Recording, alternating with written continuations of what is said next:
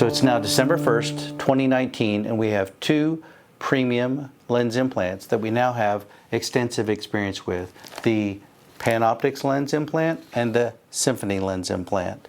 So if you're considering vision correction surgery to enable you to see near and far away with minimal use of glasses, then these are probably the two best lens implants currently on the market at the end of 2019 and as we enter 2020. So we started using the Symfony lens in September of 2016, and since that time I've placed about 1,500 of these lens implants, and it's been an amazing lens. It's worked amazingly well, and in fact it was in March of 2017 that I had my partner John Odette place one of these lens implants into my right eye, because at that time I had grown old enough where I could no longer see far and near, and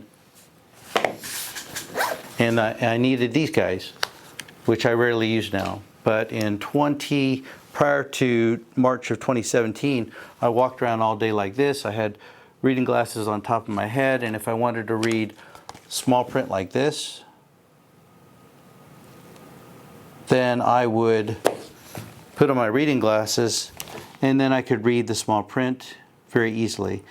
Because I have a Symfony lens implant in my right eye, I don't need these anymore. And I can see everything this small without reading glasses from this eye. My starting point at that time was I had normal far vision from both eyes. I had presbyopia, which caused me, due to normal aging, to lose my ability to refocus my vision from far away to up close. And needless to say, this implant is helping me to read every waking moment that I'm around. It's been a complete success, but fast forward to 2019.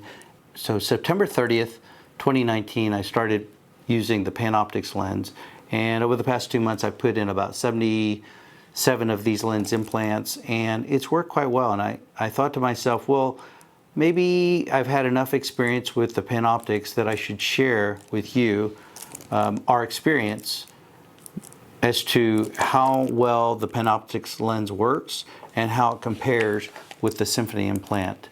Which is better? Which lens should you choose if you're considering cataract or lens replacement surgery? So these lenses are for two broad categories of patients. We have a younger group that's generally 45 to, let's say, 60 to 65 years old. They're still young and active, but they're noticing that they cannot refocus their eyes. They need glasses to see up close, so you'll see them wearing reading glasses to see up close, like I used to, or they'll wear bifocal glasses where they need glasses to see far, and then a lower section in the lens enables them to read up close, to bifocals or progressives.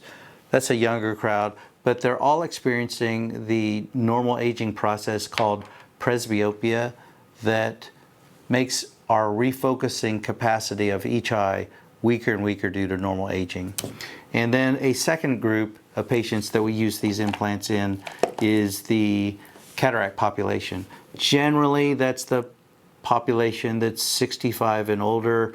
If I were to look at my surgery schedule and look at the average age of a person who has a visually significant cataract, bad enough where they're definitely noticing a decline in their vision.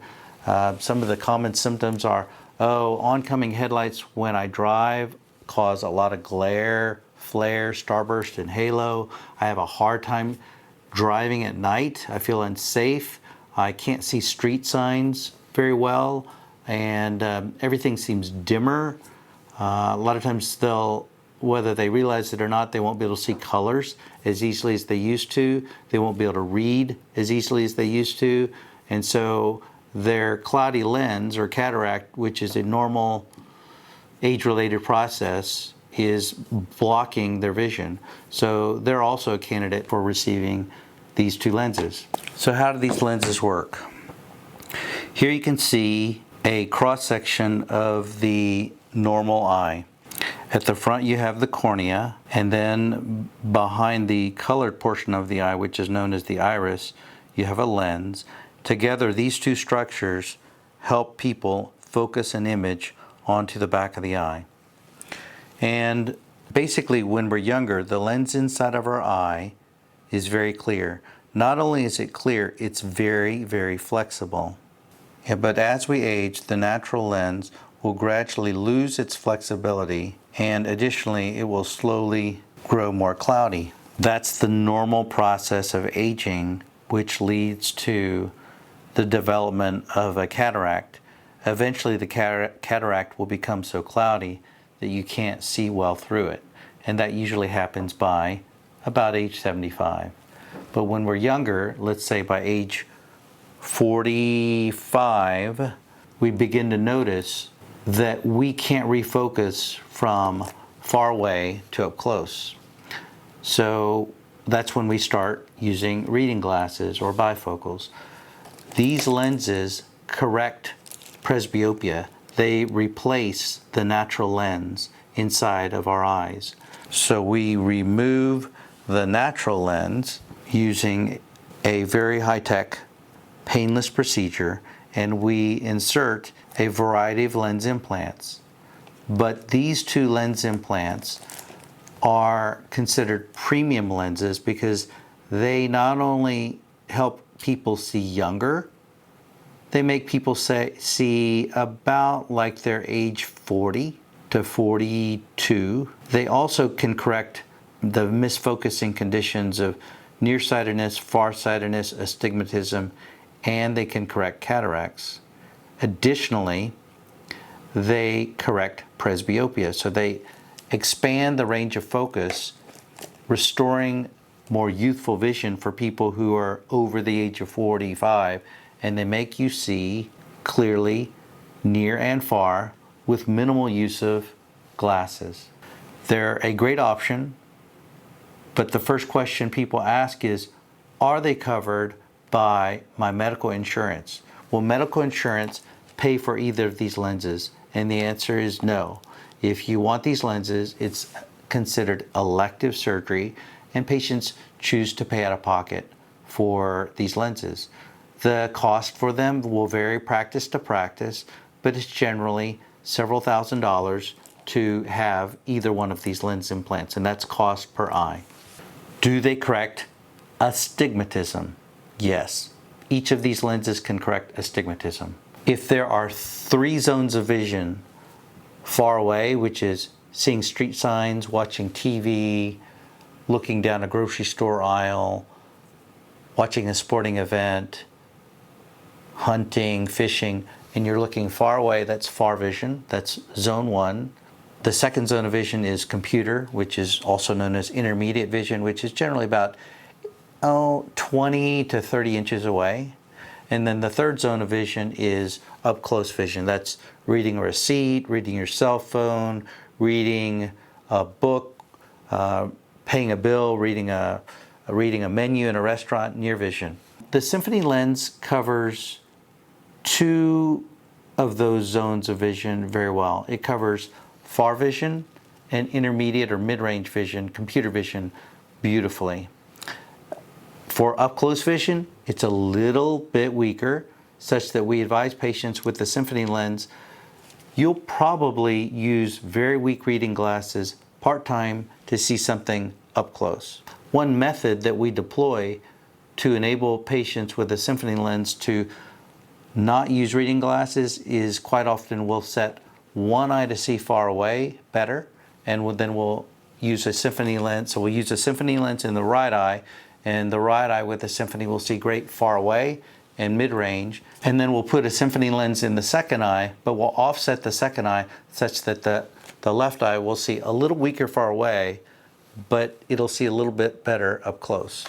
Another way that I describe vision with the Symfony is A quality far vision, A quality mid-range or intermediate vision, and B quality near vision. The Panoptix lens can give A quality far, A quality mid, and A quality near vision. So it's a little bit stronger up close than the Symfony lens. So do patients with the Symfony lens need reading glasses? A realistic expectation is you wear reading glasses sparingly. In my experience overall, I'd say 80 to 90% of patients with a Symfony lens will not use glasses. 10 to 20% of patients with a Symfony lens will use glasses some of the time.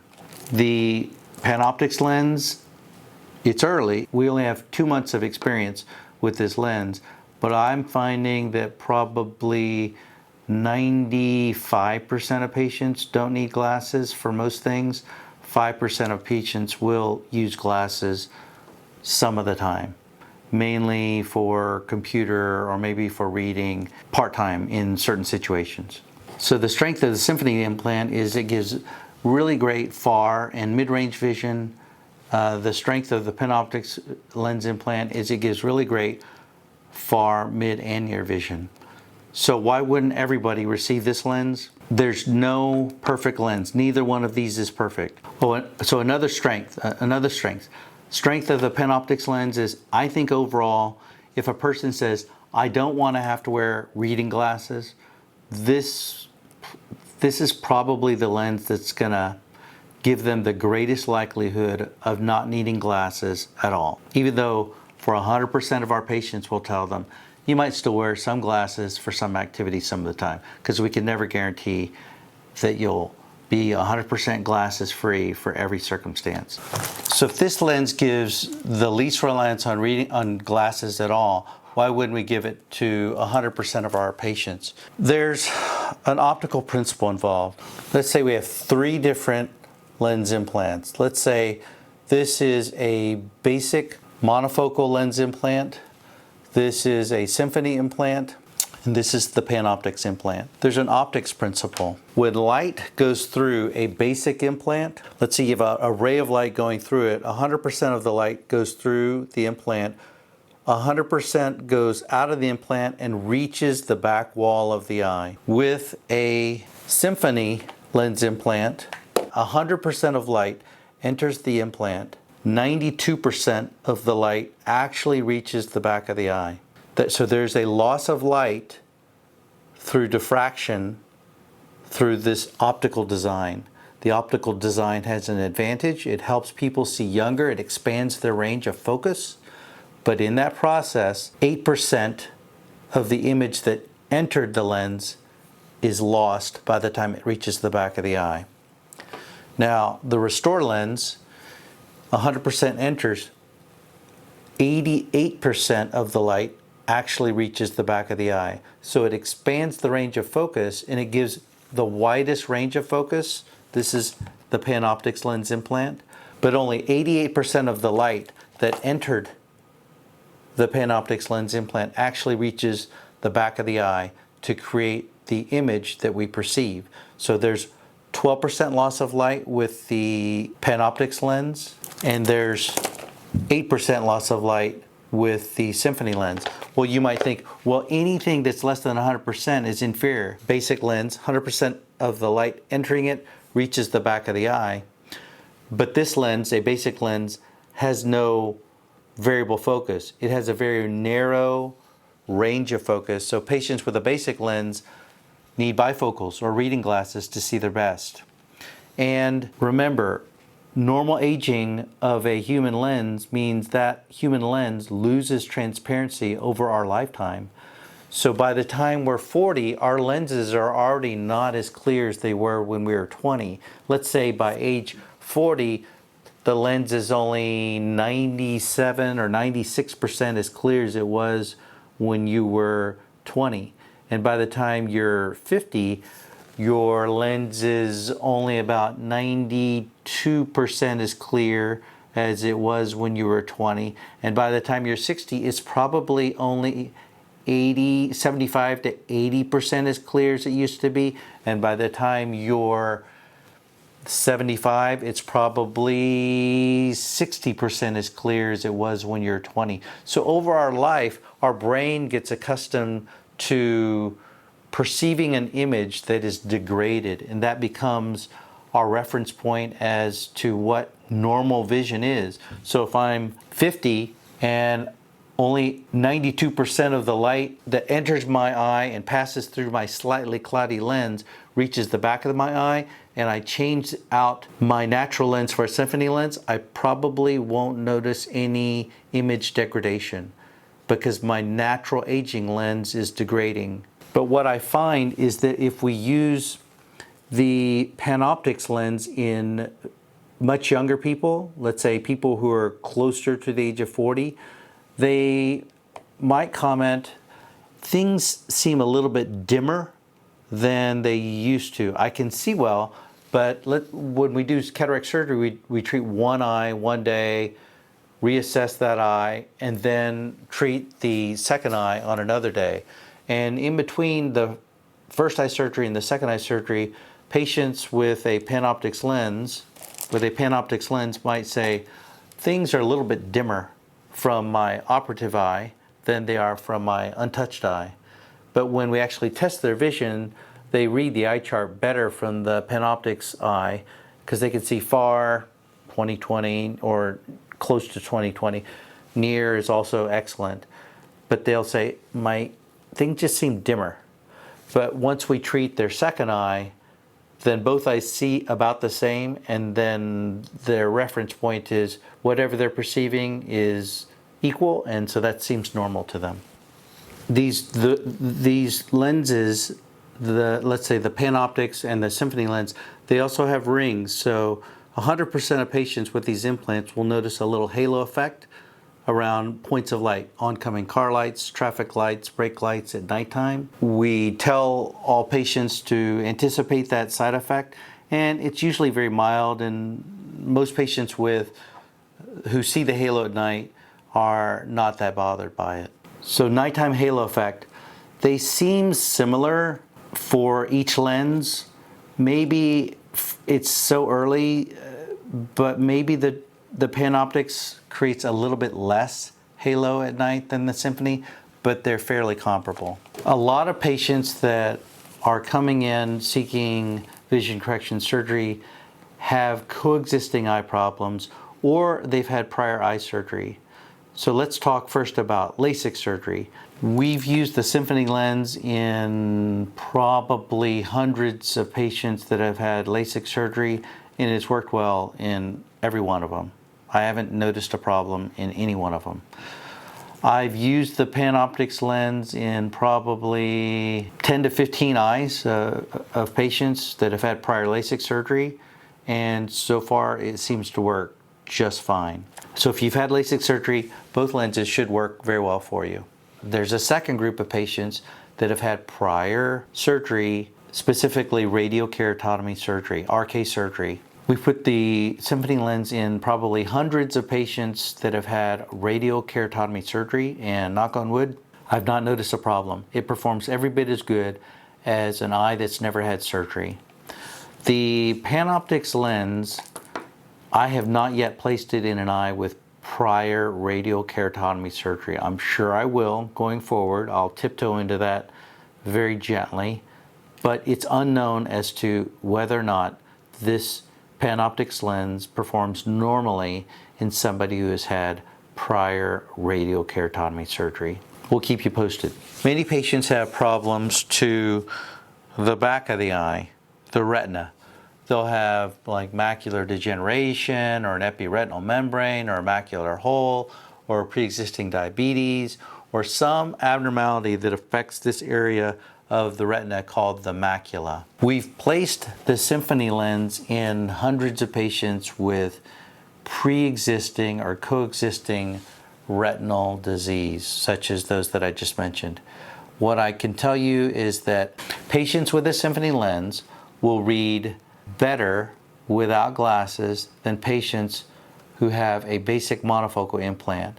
But patients with a Symfony lens in the presence of pre-existing macular disease do not read as well as those individuals who have the Symfony lens and have a normal, healthy macula. Patients with, let's say, an epiretinal membrane or macular hole or macular degeneration who receive this type of lens implant, we'll tell them straight up, hey, you're still going to read with reading glasses even if you have this premium lens implant, because due to your less than ideal retina, you're just not going to experience the fantastic reading vision that this kind of lens will provide in a person who has a normal retina. I've used the Panoptix in a few patients with coexisting retinal disease. It seems to work. It seems to work similarly to the Symfony in that it provides reading vision that's better than a monofocal lens implant, but not as good as the reading vision in an eye that has a normal, healthy retina. Can these lenses be used in patients with glaucoma? Yes. Mild to moderate glaucoma, I would say they're both very safe. If a patient has severe glaucoma, I would be a little more reluctant to use the Panoptix because, again, the image quality, the amount of light reaching the back of the eye is degraded, and they'll probably not see quite as well as they would with a basic monofocal lens. If they have severe glaucoma, probably wouldn't give them the Panoptix, probably would give them a monofocal lens. I might be willing to use the Symfony lens in somebody who has more advanced glaucoma, with proper preoperative counseling, managing their expectations, explaining to that individual, hey, you've got glaucoma, that involves damage to your optic nerve, and all lenses are going to give you improved vision, but due to your advanced glaucoma and optic nerve damage associated with glaucoma, you may not see as well as the average person with this implant. And let me talk about one other subject, and that is the quality of the material of these lenses. So these lenses are designed to last a person all their life. Lens implants have been out for over 50 years, and the design of implants has evolved immensely over this period of time. So let's talk about the Symfony lens material. I think the material of this lens is outstanding. If I put this lens in any person, I know the implant will remain pristine pretty much for a normal human lifetime. Or what I tell patients all the time who we put these lens implants is I say, it will outlive everybody in the room, which it typically does because we age, but the implants don't age over a normal lifetime. They should outlast a normal lifetime. A Symfony lens, I've seen so many of them over time, they don't seem to degrade at all. They remain crystal clear, as perfect years after insertion as they did when they were still in the box. The Panoptix lens, it's made of a different type of material. They're both made of an acrylic plastic. The Panoptix lens material is excellent and will also last a lifetime or multiple lifetimes. But there is an ongoing concern of this lens about something called glistenings in the lens material, which means that the Panoptix lens material can develop tiny little glistening or microscopic vacuoles in the lens implant itself, which can be associated with decreased image quality. Now, this lens implant, the Panoptix lens, is made of the exact same material as a lens that we have a long experience with called the restor lens. We started using the restor lens in 2005. I've put in probably 500 restor implants since 2005. So I now have a 14-year track record with these lenses. Have I seen these implants develop? Have I seen the restor implants, which are made of the same material as the Panoptix lens implant? Have I seen those restor implants develop glistenings? Yes. Have I noticed that the glistenings have been bad enough that we have to remove or exchange the lenses? No.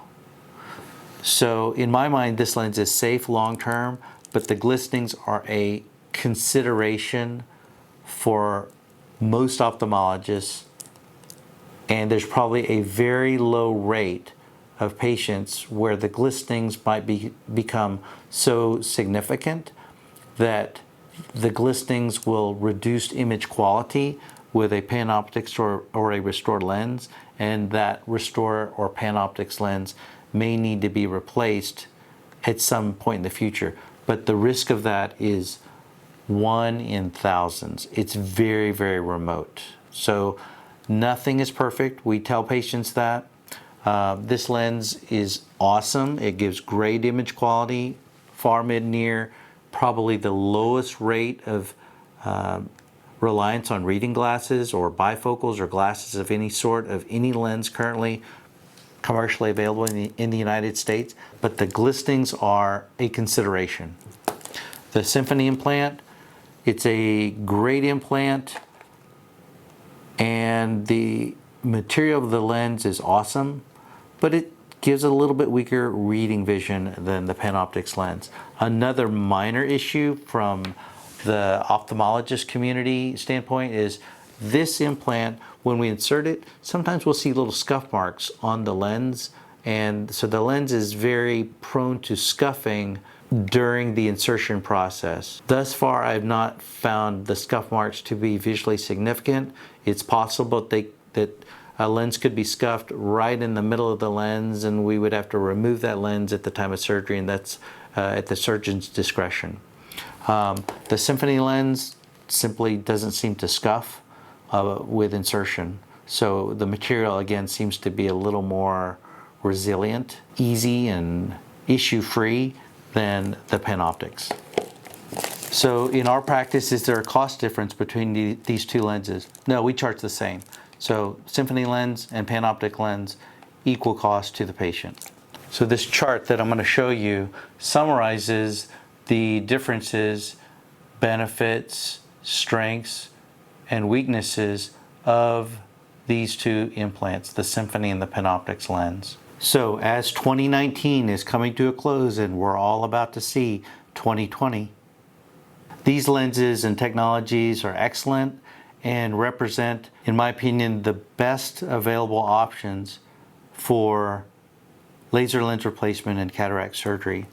Ultimately, which lens we select for a particular individual is not a one-size-fits-all approach. We have to screen, examine, assess, and then determine which lens fits best with each individual patient's needs and expectations. And then we'll counsel each patient accordingly. And though the Symfony lens has been a phenomenal lens and remains a phenomenal lens, as we enter late 2019, ultimately I'm finding I'm using more Panoptix lenses for patients who are coming in for laser lens replacement or cataract surgery, because it gives A quality far, A quality mid, and A quality near vision, whereas the Symfony lens gives A quality far, A quality mid, and B quality near. And so the fact that fewer patients seem to rely on reading glasses or glasses overall with the Panoptix, it seems to create a better overall, happier experience for the patient, because they're having eye surgery, and though we tell them you will need glasses some of the time for some activities, and we cannot guarantee that you'll never need glasses again because the technology is not perfect, they expect to not have to wear glasses at all after we do this surgery. It is the unspoken expectation, and this lens seems to deliver on that expectation a little more often than the Symfony lens. They're both excellent, but the Panoptix lens seems to be our go-to lens as we finish out 2019 and enter 2020. So hopefully this video was helpful for you. Thanks for watching. Thank you for your time. And if you have any questions, place them in the comment section below and I'll happily respond to you. If you have any other requests for future topics that you'd like me to discuss, also note them in the comment section below. Thanks for your time and attention. Have a wonderful day.